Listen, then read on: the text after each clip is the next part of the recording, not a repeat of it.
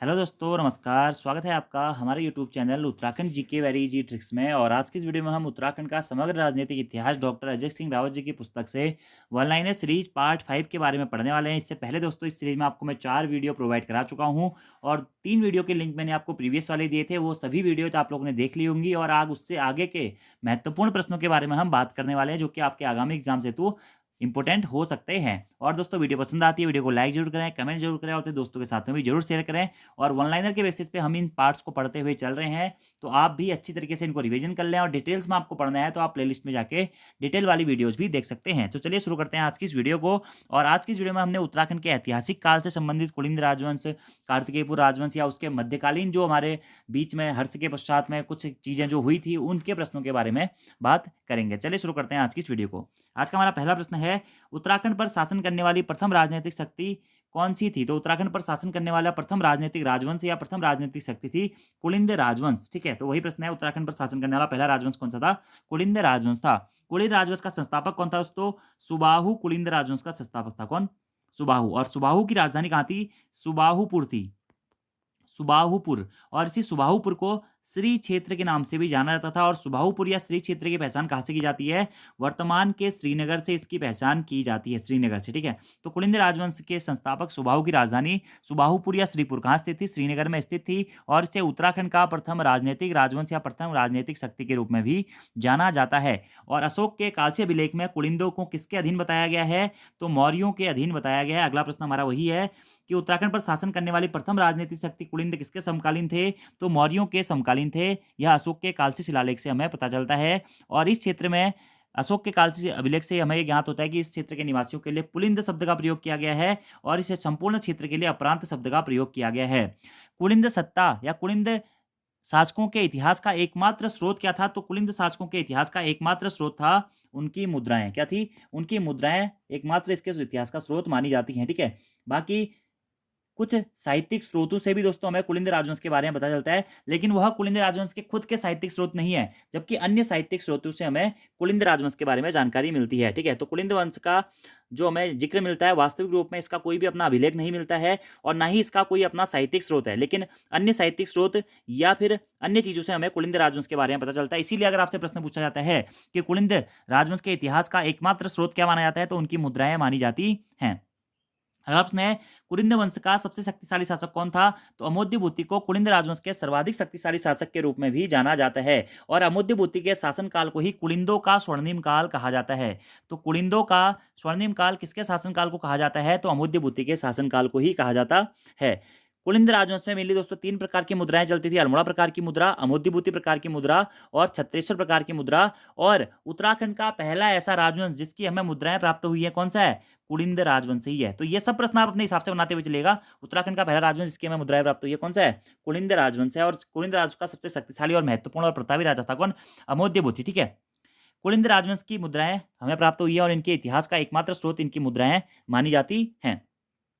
कुलिंदों की मुद्राएं रजत व ताम्र में हमें मिली हुई है। जो कुलिंदों की अल्मोड़ा प्रकार की मुद्रा है, यह सबसे प्राचीन मुद्रा के रूप में जानी जाती है, जो कि ताम्र में मिली है हमें। दूसरा, अमोद्यभूति प्रकार की जो मुद्रा है दोस्तों, यह मुद्रा रजत और ताम्र दोनों में हमें मिलती है। ठीक है, और अमोद्यभूति प्रकार की मुद्रा में द्विलिपि मुद्रा में लिखे लेख मिले हैं, ब्राह्मी और खरोष्टी लिपि का प्रयोग इसमें किया जाता है। ठीक है, अमोद्यभूति की मुद्राएं पश्चिम में व्यास से लेकर अलगना तक तथा दक्षिण में सुनेती से लेकर के बेहट तक प्राप्त हुई है। इनकी मुद्राओं में खरोष्टी व ब्राह्मी लिपि का प्रयोग किया गया। यह प्रश्न दोस्तों एग्जाम में पूछा गया है। कुलिंद राजवंश की मुद्राओं में किस लिपि का प्रयोग किया गया? तो खरोष्टी और ब्राह्मी लिपि का प्रयोग किया गया है। और कुलिंदों की मुद्राओं में भी जो दूसरी प्रकार की मुद्रा थी, अमोद्यभूति प्रकार की मुद्रा, उसमें द्विलिपि मुद्रा या ब्राह्मी तथा खरोष्टी लिपि के लेख हमें देखने को मिलते हैं। तो सबसे शक्तिशाली शासक अमोद्यभूति ने अपनी एक मुद्रा चलाई थी, इसे हम कहते हैं क्या? अमोद्यभूति प्रकार की मुद्रा। और इस अमोद्यभूति प्रकार की मुद्रा में किसके चित्र अंकित थे? तो इसमें दोस्तों लक्ष्मी और मृग, लक्ष्मी और मृग के चित्र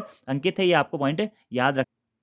अगला हमारा प्रश्न है, उत्तराखंड में किस शासन को स्वर्ण युग के नाम से जाना जाता है। तो उत्तराखंड में जो कत्यूरी राजवंश का शासन था या कत्यूरी साम्राज्य था, उसे उत्तराखंड के इतिहास में स्वर्ण युग शासन के रूप में जाना जाता है। किसके का शासनकाल को? स्वर्ण कत्यूरी राजवंश के शासनकाल को। अगला प्रश्न है दोस्तों कि कुलिंदों के अधिष्ठाता देवता कौन थे? तो भगवान शिव को कुलिंदों के अधिष्ठाता देवता के रूप में जाना जाता है, ठीक है। और शिव को ही छत्रेश्वर नाम से भी जाना जाता है, इसलिए कभी-कभी आपको शिव जी ऑप्शन में नहीं मिलेगा, तो आप छत्रेश्वर को भी कुलिंदों के अधिष्ठाता देवता के रूप में सही कर सकते हैं, लेकिन फर्स्ट प्रायोरिटी आपको भगवान शिव जी को ही देनी है। हमें दोस्तों पता है कि कुलिंदों की हमें 3 प्रकार की मुद्राएं मिलती है, अल्मोड़ा प्रकार की मुद्रा, अमोद्यबुद्धि प्रकार की मुद्रा और छत्रेश्वर प्रकार की मुद्रा, ठीक है। तो छत्रेश्वर प्रकार की जो मुद्रा है या भगवान शिव से संबंधित मुद्रा ही मानी जाती है, इसीलिए कुलिंदों के अधिष्ठाता देवता के रूप में भगवान शिव को जाना जाता है।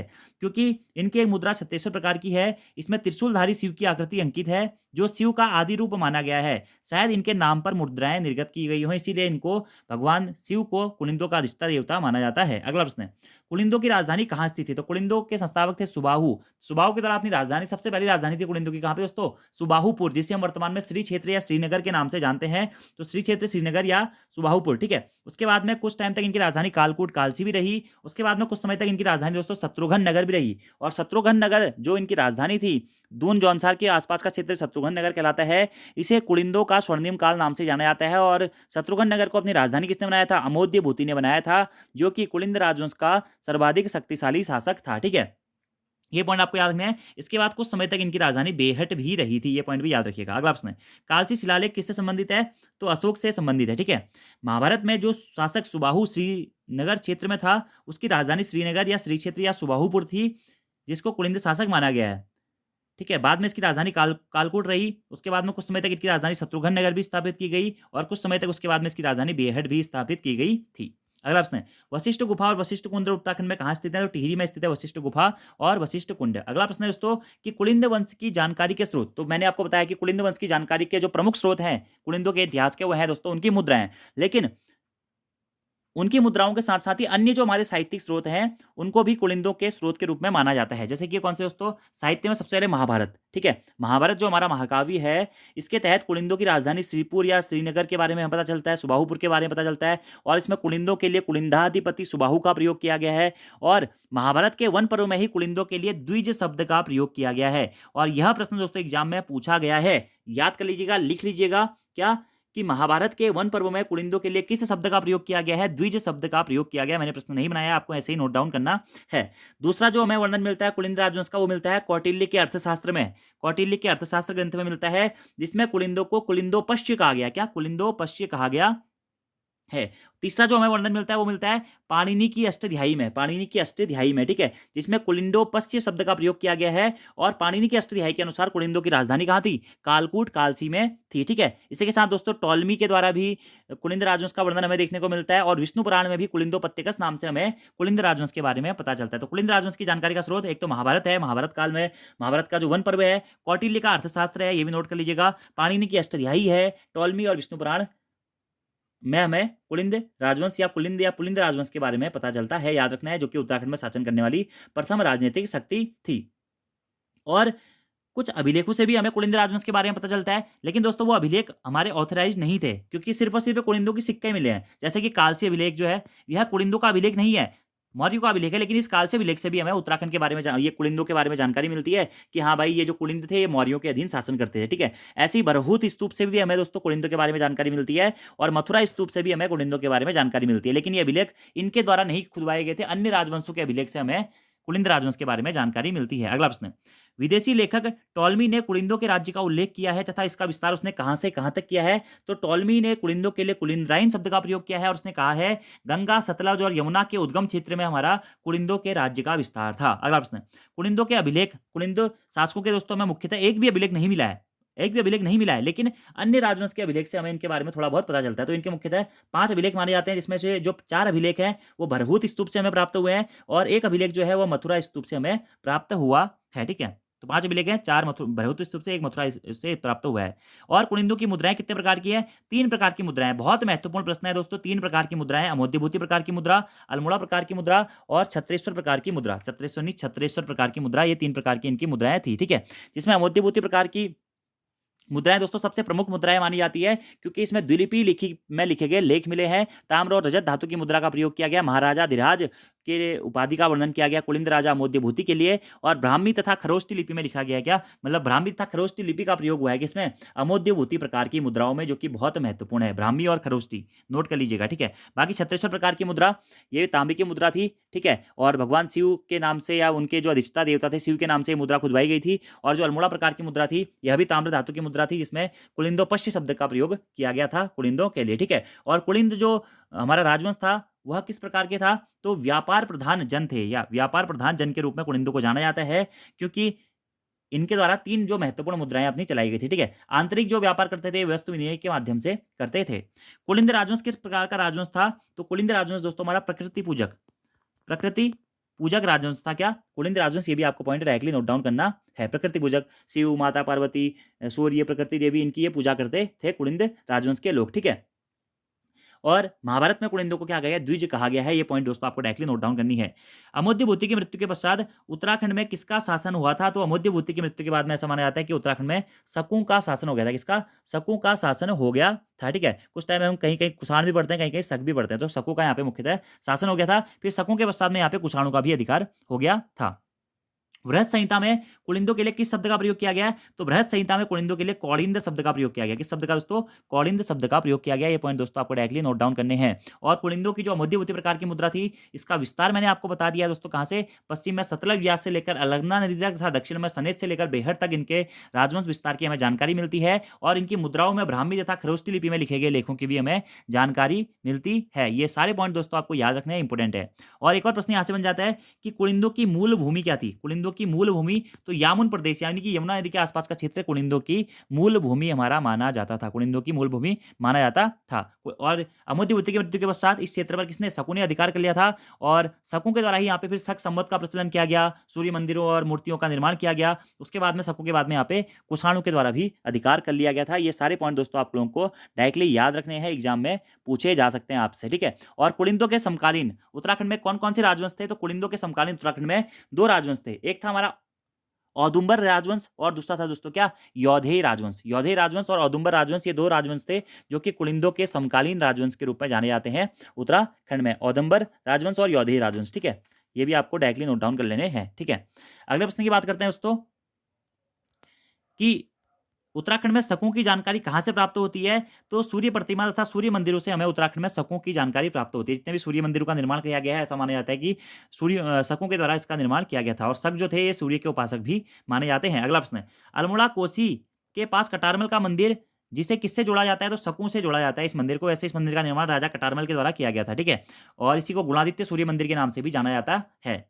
कटारमल के सूर्य मंदिर को कहाँ है, अल्मोड़ा जनपद में स्थित है। प्रश्न पूछा गया, कटारमल का सूर्य मंदिर, उत्तराखंड का सबसे बड़ा सूर्य मंदिर कटारमल का सूर्य मंदिर कहाँ स्थित है, अल्मोड़ा जनपद में स्थित है। इसे गुणादित्य सूर्य मंदिर के नाम से भी जाना जाता है। इसका निर्माण किसने कराया था, कटारमल ने कराया था। और ये जो मंदिर है इसे शकों से जोड़ा जाता है। जो कत्यूरी वंश के शासक थे कौन, कटारमल, इनके द्वारा इस मंदिर का निर्माण किया गया था। पलेठी का की सूर्य प्रतिमा में हिंडोला खाल टिहरी से मिली है। तो पलेठी का सूर्य मंदिर कहाँ स्थित है, ये भी प्रश्न एग्जाम में पूछा जा चुका है। तो हिंडोला खाल टिहरी में ये स्थित है, ठीक है। देवप्रयाग विकासखंड में पलेठी का सूर्य मंदिर स्थित है। अगला प्रश्न है, शकों के बाद उत्तराखंड में किसका शासन हुआ था, तो शकों के बाद में उत्तराखंड में दोस्तों कुषाणों का शासन हो गया था। किसका, कुषाणों का शासन हो गया था, ठीक है। और जो अल्मोड़ा प्रकार की मुद्राएं हैं वह किस संग्रहालय में रखी गई हैं, तो वो ब्रिटिश संग्रहालय में रखी गई है दोस्तों। ये प्रश्न भी मैंने आपको बता दिया था। और महाभारत में कुलिंदों को द्विज कहा गया है, और कुलिंद नरेशों को कभी कभी दोस्तों द्विज श्रेष्ठ भी कहा गया, द्विज श्रेष्ठ भी कहा गया। ये पॉइंट भी दोस्तों मैंने आपको बता दिया था, ठीक है। इसी के साथ साथ ये मौर्यों के दिन शासन करते थे, ये पॉइंट भी मैंने आपको बता दिया था। और अल्मोड़ा सिक्कों से एक प्रश्न दोस्तों ये भी बन जाता है कभी कभी कि अल्मोड़ा सिक्कों से कितने कुलिंद नरेशों के नामों के बारे में पता चलता है, तो अल्मोड़ा के सिक्कों से 8 कुलिंद नरेशों के नामों के बारे में हमें पता चलता है। अधिष्ठता देवता कौन थे इनके, शिव थे, जिन्हें क्षत्रेश्वर नाम से भी जाना जाता था। और इसके बाद में इस क्षेत्र में क्या कुछ शकों का अधिकार हो गया था, और शकों के बाद में इस क्षेत्र में फिर कुषाणों का अधिकार हो गया था। उससे संबंधित फैक्ट्स भी दोस्तों हमने पढ़ लिए हैं। तो जितने भी महत्वपूर्ण क्वेश्चन हो रहे हैं दोस्तों, बन रहे हैं एग्जाम में, जो आपको बुक्स में दिए गए हैं, वो सारे मैं आपको बताते हुए चल रहा हूँ। तो आप इनको नोट डाउन जरूर करें। मैंने भले ही प्रश्न नहीं बनाया हुआ है, लेकिन मैं एक्सप्लेनेशन के तौर पर आपको यहाँ पे बता रहा हूँ। अगला प्रश्न है, शकों के बाद में उत्तराखंड में किसका शासन हुआ दोस्तों, कुषाणों का शासन हुआ, ठीक है। उत्तराखंड में नाड़क स्वर्ण मुद्राएं कहां से प्राप्त हुई हैं, तो काशीपुर गोविशाण से हमारी यहाँ पे नाड़क स्वर्ण मुद्राएं प्राप्त हुई हैं। देखिए दोस्तों, कुषाण भी क्यों फेमस थे, कुषाण भी अपने मुद्राओं के कारण फेमस थे, ठीक है। तो कुषाणों की मुद्राएं उत्तराखंड के किन किन स्थानों से प्राप्त हुई है, तो कुषाणों की मुद्राएं उत्तराखंड के 3 स्थानों से प्राप्त हुई है।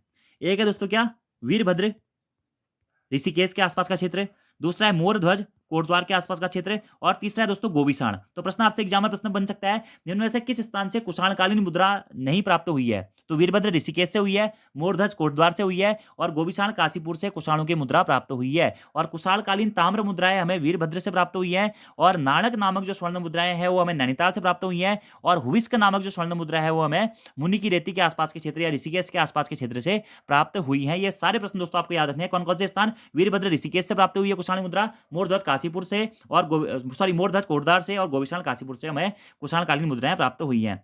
उत्तराखंड में नाणक स्वर्ण मुद्राएं कहां से प्राप्त हुई हैं? तो काशीपुर गोविसाण से नाणक स्वर्ण मुद्राएं प्राप्त हुई हैं, और कहीं कहीं आपको ये दोस्तों नैनीताल से भी मिलेंगी, तो आपको ये दोनों ही नोट कर लेना। नाणक स्वर्ण मुद्राएं नैनीताल और काशीपुर गोविसाण से प्राप्त हुई हैं, ठीक है। उत्तराखंड में 7 स्वर्ण मुद्राएं कहां से प्राप्त हुई हैं? तो खटीमा के कथनपुरी, जैसे खटीमा का ही प्राचीन नाम दोस्तों कथनपुरी जाना जाता है, जहां से हमें 7 कुषाण स्वर्णकालीन मुद्राएं प्राप्त हुई हैं। कुषाणकालीन स्वर्ण मुद्राएं 7 कहां से प्राप्त हुई है? कथनपुरी खटीमा से प्राप्त हुई है। ये पॉइंट भी दोस्तों आपको डायरेक्टली नोट डाउन करने हैं, ठीक है। इसी के साथ साथ कुषाणों का सबसे शक्तिशाली शासक कौन था? तो कुषाणों के सर्वाधिक शक्तिशाली शासक के रूप में दोस्तों कनिष्क को जाना जाता है। इसको कनिष्क को कुषाणों के सर्वाधिक शक्तिशाली शासक के रूप में जाना जाता है, जिसने तराई भाबर के क्षेत्र पर अधिकार किया था, ठीक है। और कनिष्क का पुरोहित कौन था? पतंजलि था। कौन था? पतंजलि था। ये पॉइंट भी आपको डायरेक्टली नोट डाउन करना है। कुषाणकालीन मुद्राओं में किसका चित्र बना हुआ है? ये प्रश्न भी इंपोर्टेंट है दोस्तों। तो कुषाणकालीन मुद्राओं में शिव और नंदी का चित्र बना हुआ है। कुषाणकालीन मुद्राओं में 7 स्वर्ण मुद्राएं खटीमा की कथनपुरी से मिली है हमें दोस्तों, ठीक है, जिन पर बसु नामक राजा का नाम मिलता है। बसु नामक राजा का नाम मिलता है। खटीमा का ही प्राचीन नाम क्या था? कथनपुरी। उधम सिंह नगर जनपद में पड़ता है खटीमा। और खटीमा का ही प्राचीन नाम क्या था दोस्तों? मकरपुर भी खटीमा का ही प्राचीन नाम था। और कुषाणों ने ही मौर्योत्तर काल के बाद में उत्तराखंड के तराई भाबर वाले क्षेत्र में भी अधिकार कर लिया था, और यहाँ से हमें कनिष्क या हुइस्क प्रकार की मुद्राएं भी प्राप्त हुई है। मेनली 3 स्थानों से मुद्राएं प्राप्त हुई है, वो मैंने दोस्तों आपको बता दिया है, ठीक है। उसके बाद में यौधेय राजवंश के द्वारा दोस्तों कुषाणों का दमन किया गया। कौन से राजवंश के द्वारा? यौधेय राजवंश के द्वारा फिर कुषाणों का दमन किया जाता है। तो कुषाणों के बाद में उत्तराखंड में किसने शासन किया? यौधेयों ने शासन किया।